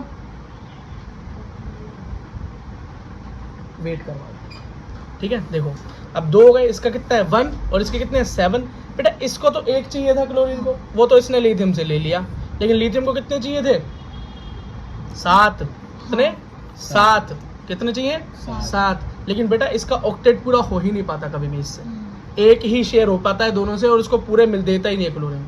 इसका क्या होता है, धोखेबाजी हो गई इसके साथ, क्या हो गई, धोखेबाजी हो गई। ठीक, तो ये आपको नहीं दिखाइएगा, मैंने बताया इसलिए आप याद रखना। अगली चीज़ क्या है बेटा, मैंने यहाँ पे एक स्ट्रक्चर बनाया BeH2। बेटा इसके अंदर क्या होता है, हाइड्रोजन तो अपना काम कर लेता है, एक एक चीज़ होता है कंप्लीट कर लेता है, लेकिन हमारे बेरिलियम क्या रह जाता है, इनकम्प्लीट। अगला देखें तो बोरोन के बेरियम क्लोराइड की बात करें, BeCl2, ठीक है, या BeCl3, सॉरी BeCl3, तो BeCl3 के अंदर बेटा हमारा यही केस होता है कि हम हाँ क्लोरीन कंप्लीट कर लेता है और हमारा बेरिलियम बोरोन रह जाता है हमारा। ठीक, अगला देखो भैया, odd electron molecule. Odd electron molecule का मतलब क्या हुआ भाई, इसके अंदर भी यही है, इसके अंदर भी बेटा यही चीज़ दिखाई गई है, जैसे नाइट्रोजन ऑक्सीजन मिल रहा है, क्या मिल रहा है, नाइट्रोजन ऑक्सीजन मिल रहा है, तो इसके अंदर भी यही केस होता है कि भैया ऑक्सीजन ने क्या किया, अपना ऑक्टेट कंप्लीट कर लिया, बेचारा नाइट्रोजन फिर रह गया, ठीक है।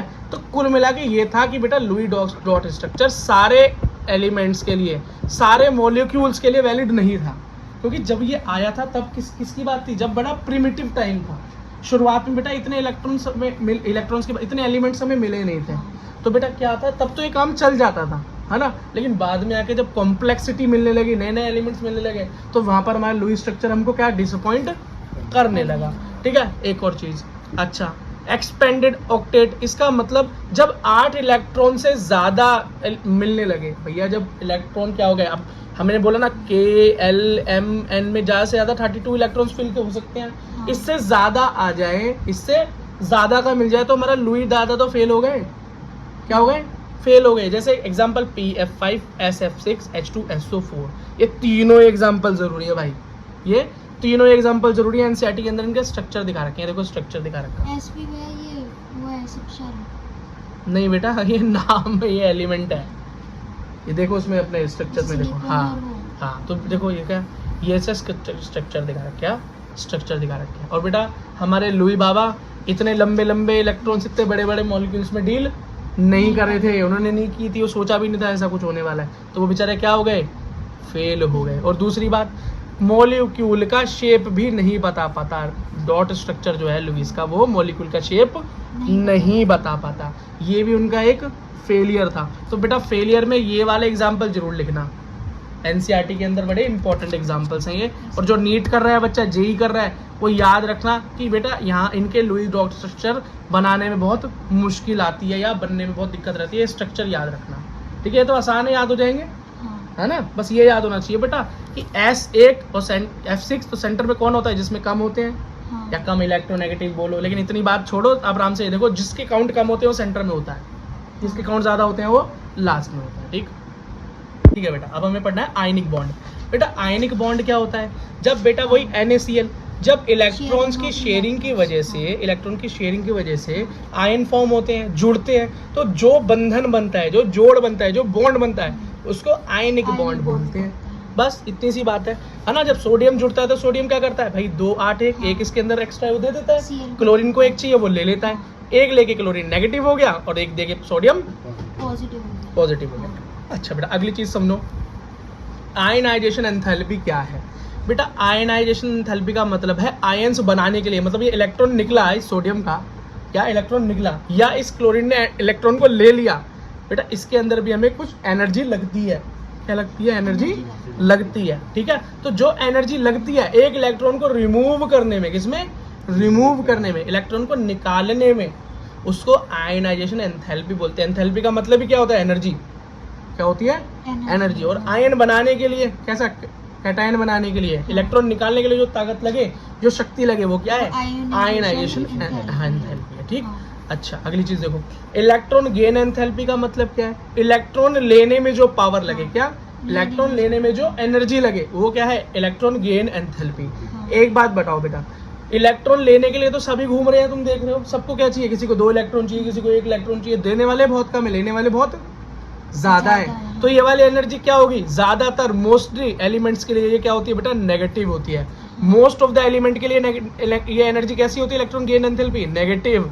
मतलब नेगेटिव का क्या मतलब हुआ कि भैया एनर्जी लगानी नहीं पड़ती हमें, तो लोग तो लेने के लिए घूम रहे हैं, शक्ति लगाने की जरूरत ही नहीं पड़ती बेटा, हमें तो उसे ढूंढने में ताकत लगानी पड़ती है जो इलेक्ट्रॉन देने से, लेने से मना कर दे। और ऐसे सिर्फ वही ऐसी जो चीजें हैं वो होती है नोबल गैस। क्या होती है बेटा, नोबल गैस। नोबल गैस के बारे में सुने बेटा, नोबल गैस वो गैसेज होती हैं, वो एलिमेंट्स हैं जो क्या स्टेबल होते हैं, जिनकी शेल क्या होती है, फुल फिल होती है, उनके ऑक्टेट क्या होते हैं, ऑक्टेट फुल है उनके भैया, ना उनको देना और ना उनको लेना। अगर अब उनको तुम्हें लेने पे मजबूर करना पड़े तो उनसे बोलो नहीं भाई तुझे वो इलेक्ट्रॉन लेना ही पड़ेगा, वो बोलेगा यार, वो कहेगा भाई मेरे को तो जरूरत ही नहीं है, मुझे क्यों दे रहे हो इलेक्ट्रॉन, वो कहेगा नहीं तुझे लेनी ही पड़ेगी। तो बेटा हमें क्या करना पड़ेगा, उसके साथ जोर जबरदस्ती करनी पड़ेगी, मतलब एनर्जी खर्च करनी पड़ेगी। तो इसके सिर्फ एक यही एलिमेंट्स ऐसे हैं बेटा नोबल गैस, जिनकी इलेक्ट्रॉन गेन एंथैल्पी कैसी है, पॉजिटिव है, बाकी सबकी नेगेटिव है, जरूरत ही नहीं पड़ती भाई, जरूरत ही नहीं पड़ती। एक और चीज समझो बेटा, एनर्जी जब एनर्जी निकले, किसी रिएक्शन को करो और एनर्जी निकले तो उसे हम क्या बोलते हैं, एक्सोथर्मिक रिएक्शन।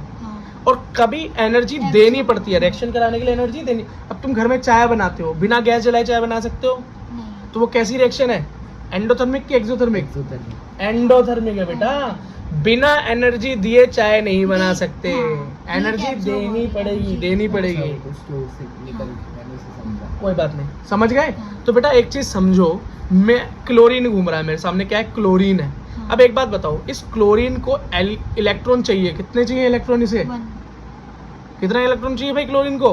1 इलेक्ट्रॉन चाहिए। हाँ। क्या एक इलेक्ट्रॉन लेने के लिए इसको एनर्जी भी देनी पड़ेगी मुझे? नहीं। ये तो घूम रहा है भाई, दे दे, तू मुझसे बदले में एनर्जी ले ले।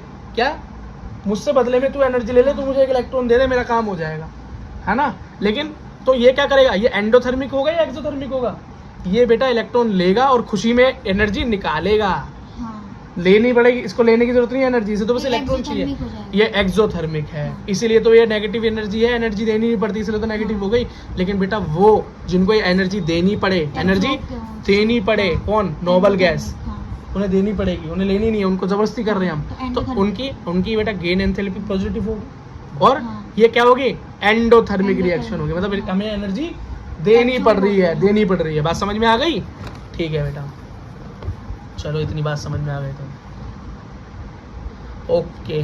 बस मैंने बेटा ये चीज़ें लिख दी हैं, थोड़ी सी और बड़ी करके ठीक से लिख दी है ना, कि क्या क्या है, कैसे कैसे है। पर वही एग्जांपल जो मैं समझा रहा हूँ ना, कि क्लोरीन को 1 इलेक्ट्रॉन चाहिए, तो उसको क्या करेगा, वो तो उल्टी एनर्जी वापस निकाल कर दे देगा खुशी में। समझ में आ गया? ठीक है बेटा। अच्छा, ये देखो बेटा, लैटिस एनर्जी पढ़ना है, मैं क्या पढ़ना है बेटा, लैटिस एनर्जी। ये लैटिस क्या होता है बेटा? लैटिस का मतलब होता है एक स्ट्रक्चर, चकोर स्ट्रक्चर। कैसा चकोर, क्यूब जैसा स्ट्रक्चर बन रहा है। तो बेटा ये जो स्ट्रक्चर है ना, ये क्या है, ये भाई जब Na और Cl आपस में मिले, तो ये बड़े बड़े क्या हैं, बड़े बड़े क्लोरीन के मॉलिक्यूल्स हैं, उस एलिमेंट्स हैं, और छोटे छोटे Na के। तो ये जुड़ते हैं ना, तो इनको बहुत बहुत बहुत बहुत छोटे लेवल पे देखें तो इनका एक ऐसा क्रिस्टल जैसा स्ट्रक्चर बनता है। इसी को मैं लैटिस बोलता हूँ। इसी को क्या बोलते हैं हम? लैटिस। लैटिस बोलते सॉलिड हैं। में बन रहा है। हाँ, सॉलिड तो होता है, हाँ। खाते नहीं हो घर में नमक डाल डाल के। हाँ। तो बेटा लिक्विड में भी हो सकता है। H2O मॉलिक्यूल का क्या स्ट्रक्चर नहीं बनता होगा, बेटा कम स्टेबल होगा, बनेगा तो है ही, ठीक है। अब NaCl का भी बन रहा है, तो इसको हम लैटिस बोलते हैं। क्या बोलते हैं बेटा इसे? हम लैटिस बोलते हैं। अब एक चीज सुनो बेटा, NaCl बन गया, लैटिस बन गया, स्ट्रक्चर बन गया। अब इसे तोड़ने में जो ताकत लगेगी उसे लैटिस एनर्जी बोलेंगे। देखो ना, energy required to separate 1 mole of NaCl into 1 mole of sodium and chlorine. मतलब सोडियम क्लोराइड को, NaCl को Na में और Cl में अलग अलग तोड़ने में जो मेरी ताकत खर्च होगी, वही लैटिस एनर्जी हाँ। कहलाएगी। बात क्लियर है? इजी सी बात थी, छोटी सी बात थी, ठीक है। बॉन्ड लेंथ क्या है बेटा? एक चीज सुनो, जब 2 एलिमेंट मिलते हैं तो मॉलिक्यूल बनता है। तो बेटा अगर देखें इनके सेंटर और इस दूसरे वाले के सेंटर के बीच में जो लाइन खींची है ना, इसी को हम बोलते हैं बॉन्ड लेंथ। क्या बोलते हैं? Bond length. अगर इसकी हम डेफिनेशन पढ़ें तो इक्विलिब्रियम डिस्टेंस का मतलब क्या है भैया? वो डिस्टेंस जो बराबर हो। क्या हो? बराबर हो। न्यूक्लियस से जोड़ते हैं, बॉन्ड लेंथ कहलाती है। क्या कहलाती है? बॉन्ड लेंथ कहलाती है। एक चीज याद रखना, अगर इस एटम का मैं साइज बढ़ा दूं और इस वाले एलिमेंट का साइज बढ़ा दूं, इसका भी साइज बढ़ा दूं, तो ये बॉन्ड लेंथ बढ़ेगी या घटेगी? बढ़ेगी। बढ़ेगी ना। तो यही लिखा हुआ है, बॉन्ड लेंथ बढ़ेगी, इंक्रीज होगी जब साइज ऑफ एटम बढ़ेगा। इंक्रीज होगा। तो इसमें तो कुछ बहुत बड़ी साइंटिफिक बात नहीं है। अगली चीज देखो बेटा, बॉन्ड लेंथ घटती चली जाती है जैसे जैसे बॉन्ड की मल्टीप्लिसिटी बढ़ती है। इसका मतलब, ये मल्टीप्लिसिटी का मतलब क्या है? अगर सिंगल एक बॉन्ड है, मल्टीपल नहीं है, नॉर्मल बॉन्ड है, सिंगल बॉन्ड, ये सबसे लंबा होगा। क्या होगा? सबसे लंबी लेंथ किस बॉन्ड की होती है? सिंगल बॉन्ड की। समझ लो इस बात को। और इससे छोटा कौन होगा? Double bond. और इससे भी छोटा कौन होगा? Triple bond. तो सीधी सी बात है, जितना बड़ा बॉन्ड, मतलब जितना मल्टीपल बॉन्ड होगा, उतनी एटॉमिक रेडियस क्या होगी? छोटी होगी। क्या होगी? छोटी होगी। और एक बात याद रखना बेटा, जितना कम गैप होगा इन दोनों के बीच में, जितनी छोटी ये रेडियस होगी, उतना ही मजबूत वो बॉन्ड होगा, उतना ही। तो सिंगल बॉन्ड से ज्यादा डबल, और डबल से ज्यादा ट्रिपल बॉन्ड क्या होता है? मजबूत होता है। इतनी बात समझ में आ गई बेटा? चलो बेटा, समझ में आ गई तो वेरी गुड। एटॉमिक रेडियस क्या? Atomic radius. बेटा एटॉमिक रेडियस कुछ नहीं है, एक एटम की जो रेडियस होती है वही एटॉमिक रेडियस होती है। एक बात सुनो, जब इस न्यूक्लियस से इस न्यूक्लियस के बीच में जब ये दोनों के दोनों एलिमेंट मिले, दो एटम मिले, तो हमने इसकी बॉन्ड लेंथ कैसे निकाली, इसका न्यूक्लियस और इसके न्यूक्लियस के बीच में लाइन खींच के। अब इसकी रेडियस निकालनी हो तो रेडियस पता कितनी होती है, सेंटर से लेके सरकमफ्रेंस तक की दूरी को क्या बोलते हैं, रेडियस बोलते हैं। तो एक एटम की रेडियस, मान लो ये एटम 1 है तो उसकी R1 और इसकी R2 हो गई, बात खत्म। तो अगर हम बोले तो इसको इन जनरल ये भी लिख सकते हैं ना कि बॉन्ड लेंथ को अगर हाफ कर दूं तो वो रेडियस होता है, एटम की रेडियस होती है। बात क्लियर हो गई, बात क्लियर हो गई, कोई दिक्कत, कोई दिक्कत नहीं। याद रखो, in case of bond between same atom, याद रखना एटॉमिक रेडियस कब निकालोगे, जब इधर वाला एटम दोनों एक ही हो। मान लो कार्बन कार्बन है, मान लो ऑक्सीजन ऑक्सीजन है, तभी ये सही हो सकता है, अदर में गलत हो जाएगा। क्यों, मानो यहाँ पर कोई एटम है छोटा, मान लो एक हाइड्रोजन है, छोटा सा एटम है, इस तरफ क्या है तुम्हारा ऑक्सीजन है, क्या है, ऑक्सीजन है, हाइड्रोजन है, ऑक्सीजन है बड़ा। तो एक बात बताओ, इसका जो रेडियस होगा क्या वो इस ऑक्सीजन के रेडियस के बराबर होगा, नहीं होगा ना। तो इस केस में फेल हो गई ना बात। तो ये एटॉमिक रेडियस वाली बात कहाँ पर फिट बैठती है, only and only in the case of same atom. बात समझ में आ गई, ठीक है बेटा। तो मैंने पहले ही बता दी, देखो in case of a covalent bond, बेटा कोवेलेंट बॉन्ड का क्या मतलब है, शेयरिंग ऑफ इलेक्ट्रॉन, मैंने लिख भी रखा है। जब शेयरिंग ऑफ इलेक्ट्रॉन से बॉन्ड बनता है तो उसे हम कोवेलेंट बॉन्ड बोलते हैं, ठीक। अगला, एक case of covalent bond the contribution from each atom is called covalent radius. अब इस तरह के एटम जब जुड़ेंगे सेम, अगर वो कोवेलेंट बॉन्ड बना रहे हो तो इन दोनों की रेडियस को मैं क्या बोलूंगा, कोवेलेंट रेडियस। अगर आयनिक बॉन्ड बना रहे हो तो आयनिक रेडियस, और मेटालिक बॉन्ड बना रहे हो तो अब बोलोगे मेटालिक बॉन्ड क्या है भैया, ये तो हमने कभी नहीं सुना, सुना या नहीं सुना, कुछ भी नहीं है भाई। अगर दो मेटल आपस में मिल जाए तो वो मेटालिक बॉन्ड होता है। वो आयनिक भी हो सकता है और कोवेलेंट भी हो सकता है। तो फिर बोलेगा भैया फिर डाला ही क्यों, बेटा थोड़ी सी बुक मोटी भी तो करनी होती है, ठीक है। अगला, अब बेटा देखो वंडर वॉल रेडियाइस, क्या वंडर वॉल रेडिया, ये क्या है भाई, वंडर वॉल नाम के साइंटिस्ट ने एक थ्योरी दी, क्या दी, एक थ्योरी दी, मतलब atom in non bonded form. इसका मतलब समझो कि भैया मान लो दो एटम आपस में जुड़े ही नहीं है, क्या है, जुड़े ही नहीं है, अलग रखे हुए हैं, और ये जुड़े हुए हैं, ये समझ लो ये कोवेलेंट बॉन्ड बना हुआ है, क्या है, कोवेलेंट बॉन्ड बना हुआ है। और ये क्या है, वंडर वॉल रेडियस है, क्या है, जब दो एटम जुड़े ना हो, जब दो एटम जुड़े ना हो। तो मुझे एक बात बताओ, रेडियस किसकी ज्यादा होगी और किसकी कम होगी, इसकी ज्यादा होगी ना, क्योंकि दूर है, जुड़े हुए नहीं है। ये ऐसे रखे हुए हैं कि इनके बीच में गैप बहुत छोटा है, दिख नहीं रहा लेकिन गैप है, लेकिन ये तो बिल्कुल घुसे हुए एक दूसरे में, एकदम कोवेलेंट बॉन्ड बनाया हुआ है इन्होंने। तो इनकी रेडियस क्या होगी, हमेशा कम होगी, और इनकी ज्यादा होगी। तो यही लिखा हुआ है, ठीक है, समझ में आ गई। ओके, अगली चीज समझो, बॉन्ड एंथैल्पी, क्या, एंथैल्पी। बेटा जहां भी एंथैल्पी लिखा हुआ है एनर्जी समझना, बॉन्ड का मतलब जुड़ाव समझना, मैचिंग समझना। याद रखो बेटा, एक बॉन्ड को तोड़ने में जितनी शक्ति लगती है, जितनी एनर्जी लगती है, वही क्या है, बॉन्ड एंथैल्पी। क्या है, बॉन्ड एंथैल्पी है। ये बेटा मैंने इसकी डेफिनेशन लिख दी है एनसीईआरटी वाली, ठीक। अगला देखो, इसको यूनिट, इसकी यूनिट क्या है, काउंट करने की यूनिट, तो इसको बोलते हैं किलोजूल पर मोल इनवर्स, ये इसकी यूनिट है, किलोजूल मोल इनवर्स। जैसे कि बेटा मास की यूनिट क्या है, किलोग्राम, टेम्परेचर की क्या है, केल्विन या फ़ारेनहाइट या सेल्सियस, टाइम की क्या है, सेकंड, नहीं सेकंड, स्टैंडर्ड यूनिट तो सेकंड ही है, ठीक है। अगला देखो बेटा, अब मोनोएटॉमिक स्पीसीज का मतलब क्या है भैया, मोनोएटॉमिक स्पीसीज का मतलब होता है जब एक ही तरह के एटम जुड़ रहे हो। मोनो मतलब सिंगल एटम, हाइड्रोजन जुड़ रहा है जैसे H2 है ना, इसे तोड़ूंगा तो मेरी कम शक्ति लगेगी, ज्यादा लगेगी, कम लगेगी। अब पॉली एटॉमिक जैसे कि डिफरेंट जब जुड़ते हैं तो उसमें मेरी एनर्जी कम लगेगी, ज्यादा लगेगी, ज्यादा लगेगी। लेकिन इसके अंदर भी एक केस है, क्योंकि बेटा इस तरह के एटम एक तरीके से नहीं टूट जाते, इस तरह के मॉलिक्यूल एक बारी में नहीं टूटते, धीरे धीरे तोड़ने पड़ते हैं। कैसे, जैसे ये H2O है ना, तो ये क्या है, H+OH बोल सकते हैं इसको, है ना, एक हाइड्रोजन एटम, एक हाइड्रोजन ऑक्सीजन एटम। ये पहले मैंने क्या किया, H2O में से एक H हटा दिया, क्या किया, एक H को अलग कर दिया, कुछ शक्ति लगी होगी। अब ये खाली क्या रह गया, HO, क्या रह गया, खाली HO। अब अगले HO को अलग करना है, तो बेटा देखो पहले जब मैंने काम किया तो मेरी एनर्जी क्या लगी, 502 किलोजूल मोल इनवर्स, और जब दूसरी बार अलग किया तो क्या लगी, 427 किलोजूल मोल।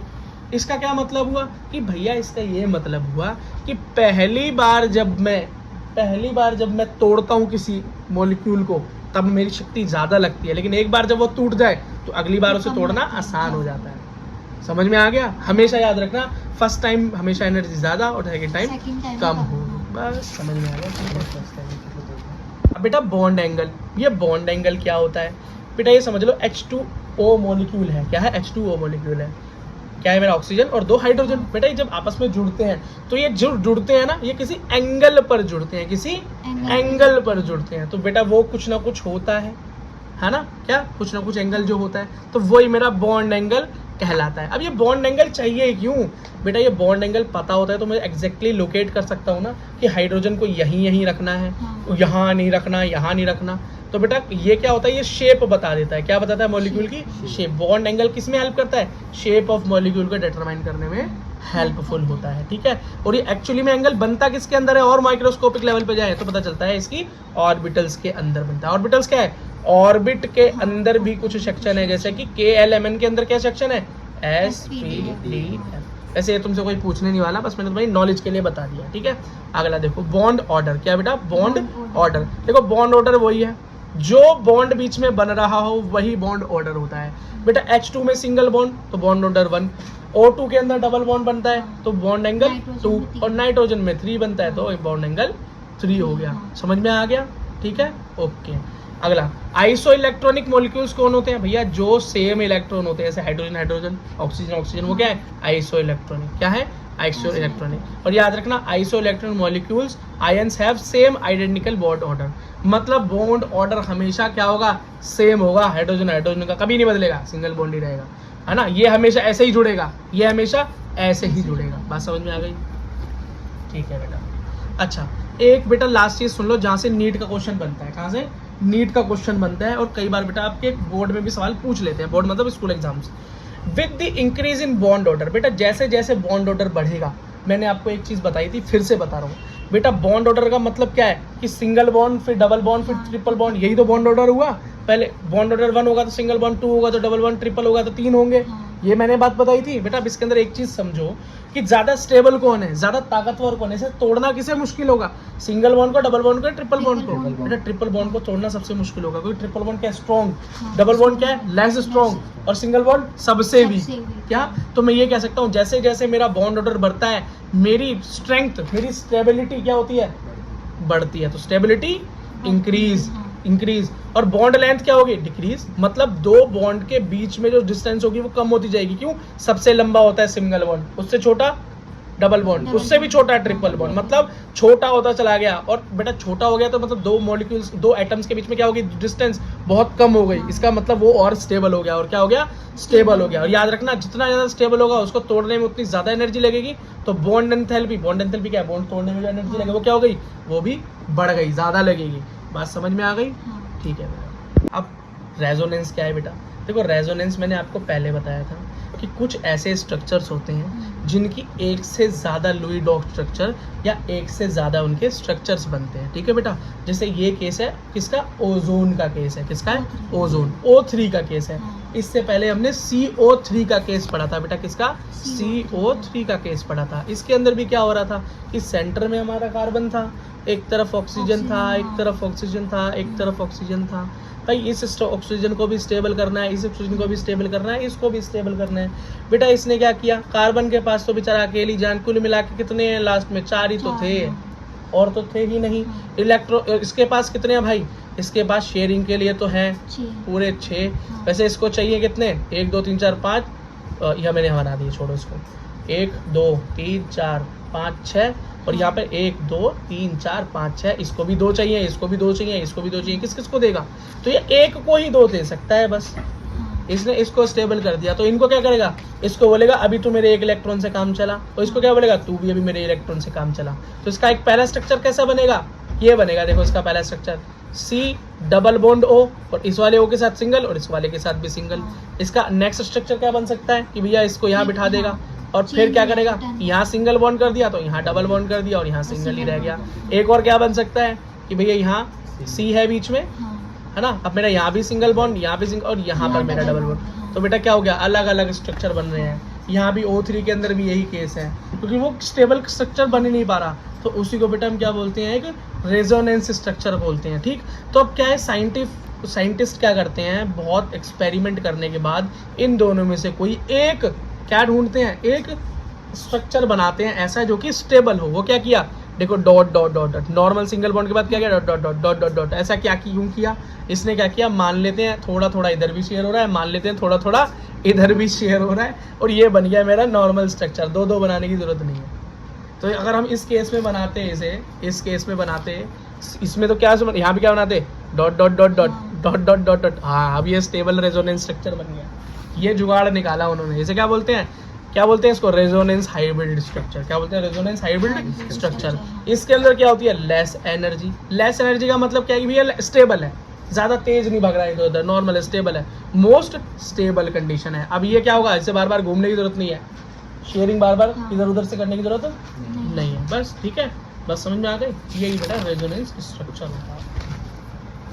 अब बेटा एक चीज़ और देख लो, बॉन्ड पोलैरिटी। क्या, बॉन्ड पोलैरिटी। बेटा ये क्या होता है बॉन्ड पोलैरिटी, ठीक है बेटा, इसका मतलब एक बार दोबारा याद करो। कोवैलेंट बॉन्ड क्या है, sharing of electron. Ionic bond क्या है, ट्रांसफर ऑफ इलेक्ट्रॉन। ठीक बेटा, जब हम माइक्रोस्कोपिक लेवल पे जाए ना, तो ना तो कोवैलेंट बॉन्ड और ना ही आयनिक बॉन्ड पूरी तरीके से कोवैलेंट होता है, और ना ही आयनिक बॉन्ड पूरी तरीके से आयनिक ही होता है। इनके अंदर थोड़ा थोड़ा, आयनिक के अंदर थोड़ा थोड़ा कोवैलेंट भी होता है, और कोवैलेंट में थोड़ा थोड़ा आयनिक भी होता है। यही है हमारा बॉन्ड की पोलैरिटी। अब आप बोलोगे भैया ये क्या है, तो समझ नहीं आया यार, कुछ ऐसे कैसे हो सकता है, हमारी तो पूरी धरती हिल गई। हमने जब तक पढ़ा था, इसका मतलब कुछ खतरनाक आने वाला है। हाँ बेटा, खतरनाक नहीं आ रहा, नॉर्मल आने वाला है। एक एग्जाम्पल याद कर रखना जो मैं समझा रहा हूँ। मान लो तुम है और तुम्हारा भाई है, और दोनों सेम एज के हैं, और दोनों की क्या है, हाइट भी सेम है, दोनों की ताकत भी सेम है। मम्मी ने पिज़्ज़ा ला के दिया, पिज़्ज़ा है इलेक्ट्रॉन। अब मम्मी ने बोला दोनों मिलके खा लो, मैं जा रही हूँ बाहर। तो अगर तुम दोनों सेम साइज के हो, दोनों सेम शक्ति के हो, क्या करोगे, पिज़्ज़ा को चुपचाप आधा आधा ले लोगे, है ना। तो इसमें क्या होगा बेटा, ये इक्वल शेयरिंग हो जाएगी। और जो तुम्हारा बॉन्ड बनेगा वो कैसा बनेगा, नॉन पोलर बॉन्ड। कैसा बनेगा, नॉन पोलर। कोई दिक्कत नहीं है, नॉर्मल बॉन्ड बन गया, ठीक। लेकिन अब बात आती है नई केस की। क्या, तुम हो तो ताकतवर हो, तुम्हारे डोले वोले निकले हुए हैं देखो हाथ में, और तुम्हारा भाई छोटा है। अब तुम्हारी मम्मी पिज़्ज़ा छोड़ के चली गई, तो तुम क्या करोगे, अपने भाई को पूरा दे दोगे, आधा दे दोगे, आधे से भी कम दोगे, बोलोगे ले मैं बड़ा हूँ, थोड़ा ज़्यादा मैं कम मिले, और पहले खा लियो और मेरा खत्म हो गया तेरा भी छीन लूँगा। ये तो होता है। तो ये क्या है बेचारा, ये तो या लालची भी नहीं है, मतलब छोटा, ताकत ही नहीं है, इसमें इलेक्ट्रोनेगेटिव नहीं है ये इलेक्ट्रो। ये लालची कौन है इन दोनों में से, बड़ा वाला, मोर इलेक्ट्रोनेगेटिव। इलेक्ट्रॉन अपनी तरफ खींच लिया, ज़्यादा इलेक्ट्रॉन इसने अपनी तरफ खींच लिया। तो ये कैसी शेयरिंग है, नॉन इक्वल। कैसी, तो ये यही बेटा पोलर कोवैलेंट बॉन्ड हो गया। कैसा, पोलर कोवैलेंट बॉन्ड। की बॉन्ड तो कोवैलेंट बना बेटा, बॉन्ड तो कोवैलेंट बना, शेयरिंग ऑफ इलेक्ट्रॉन तो हो गई, लेकिन कैसी हुई, इलेक्ट्रॉन ज्यादा के झुकाव किस तरफ है, इस तरफ है। तो ये क्या बन गया, नेगेटिव साइन आ गया, और उसके पास कैसा आ गया, पॉजिटिव साइन आ गया। तो इसी को बोलते हैं हम पोलर कोवैलेंट बॉन्ड। और याद रखो, जहां पर प्लस और माइनस आ जाए तो वहां पर हम एक चीज याद रखते हैं, वो क्या होती है, पोलैरिटी, पोल्स। मैग्नेट पढ़ी है ना, मैग्नेट में क्या है, पोल्स। अर्थ कैसी मैग्नेट, अर्थ में क्या है, पोल्स। तो यहाँ पोल आ गया, तो पोल कोवैलेंट बॉन्ड भी इसे बोल देते हैं, या है ना, बॉन्ड पोलैरिटी को। तो बेटा इनकी शेयरिंग से एक मूवमेंट भी होती है, क्या होती है, मूवमेंट। तो इसको हम क्या, डाइपोल मूवमेंट भी बोल देते हैं। क्या, डाइपोल मूवमेंट भी बोल देते हैं। तो डाइपोल मूवमेंट को भी काउंट किया जा सकता है, बिल्कुल किया जा सकता है। डाइपोल मूवमेंट प्लस भी हो सकती है, नेगेटिव भी हो सकती है। तो मूवमेंट होती कैसी है, positive to negative, positive to negative होती है। और ये क्या है, एक वेक्टर क्वांटिटी है। वेक्टर का मतलब क्या है, जिसके अंदर डायरेक्शन भी हो और उसकी कुछ वैल्यू भी हो, वैल्यू भी हो। तो बेटा हम खुद ही बता रहे हैं ना, इसकी डायरेक्शन क्या है, पॉजिटिव टू नेगेटिव। और जो भी तुम काउंट करोगे वो इसकी कुछ वैल्यू भी होगी। इसकी भाई यूनिट होती है काउंट करने की, डिबाइन या डिबाई, या डिबाई, ठीक। कैपिटल डी से डिनोट करते हैं। और इसका फॉर्मूला है बेटा डाइपोल मोमेंट फाइंड आउट करने का, जो भी चार्ज हो, जो भी चार्ज हो, डिस्टेंस ऑफ सेपरेशन की दो एटम एक दूसरे से कितना दूर है एलिमेंट्स, उन दोनों के बीच के डिस्टेंस मल्टीप्लाई चार्ज, बेटा आपका डाइपोल मोमेंट निकाल। ठीक है बेटा।